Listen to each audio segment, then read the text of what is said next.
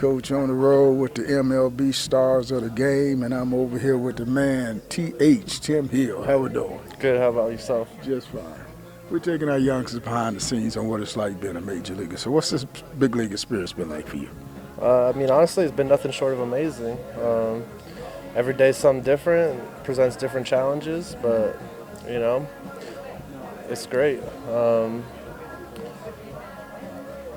It's all about adjusting and, just kind of finding your way here. I feel like in the beginning, you kind of get here because you've got certain characteristics that make you good. And then after that, the league kind of adjusts to you, you know what I mean? So it's all about like adjusting and making yourself better and combating what they're trying to do to you.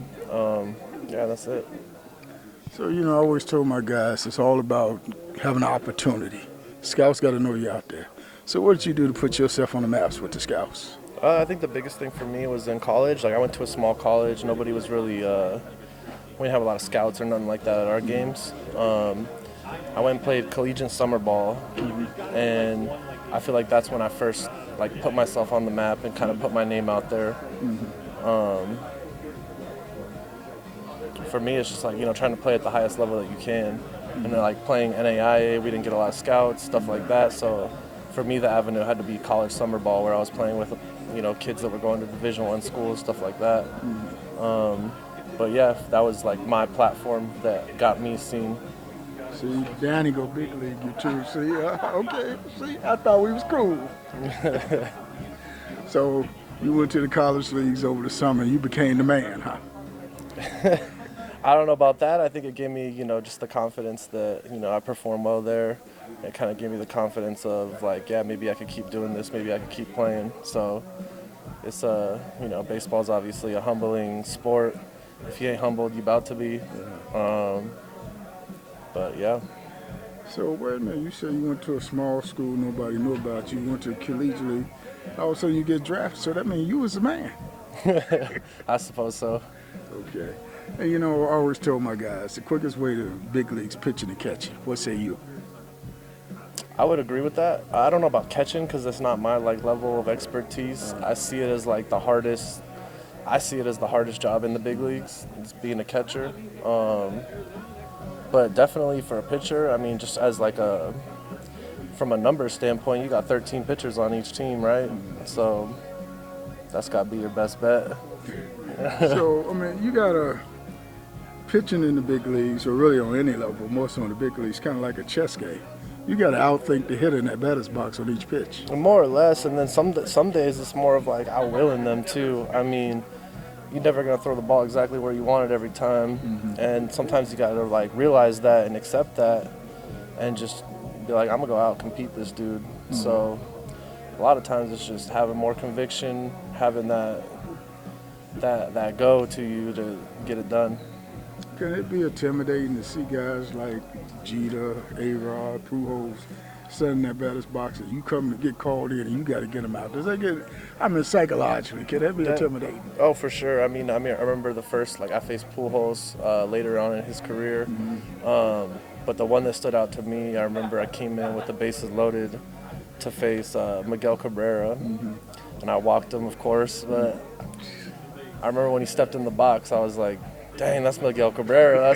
That's a Triple Crown winner. I started thinking about his accolades and all that, and it definitely it played into it. Which looking back after the fact, I was like, dang, I gotta not let that happen. But yeah, for sure, it's tough not to think about especially big name guys like that. So you just thought, what the heck? I ain't going no history book for him. Hit no grand slam on me. I just walking. Yeah, exactly. Yeah, exactly. But then I had another buddy tell me, he was like, hey man, the bigger the name on the jersey, he's like, just go right after him. He's like, the worst that happens, you end up on SportsCenter.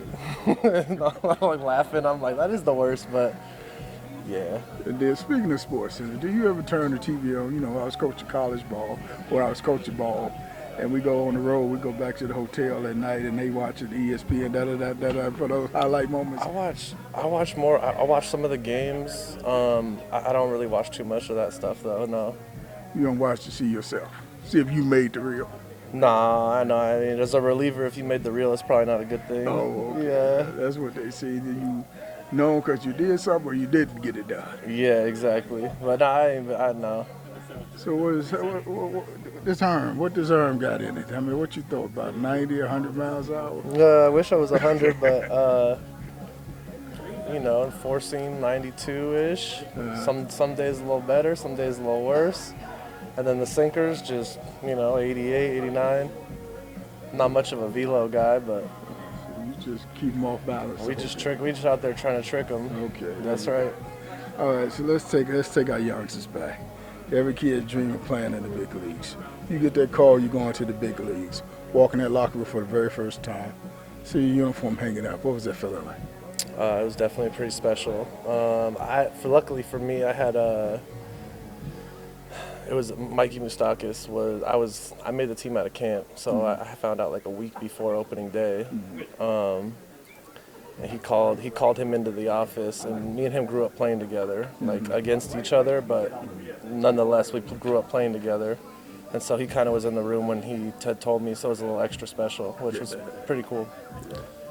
Did you cry? I did not. Nah, my mom did though. He cried. Yeah, no, Mama cried. We Yeah, know my mama cried. Yeah. Oh yeah, mama cried. I was just excited. Coach on the road with the man Hill. Right on, brother. Appreciate it. I appreciate you. All right, thanks. Offers baseball players an outlet to continue playing baseball. This league is dedicated to the generations of baseball players who were denied the opportunity to play baseball because of factors other than their ability to play the game. The requirements for this league are baseball talent and ability.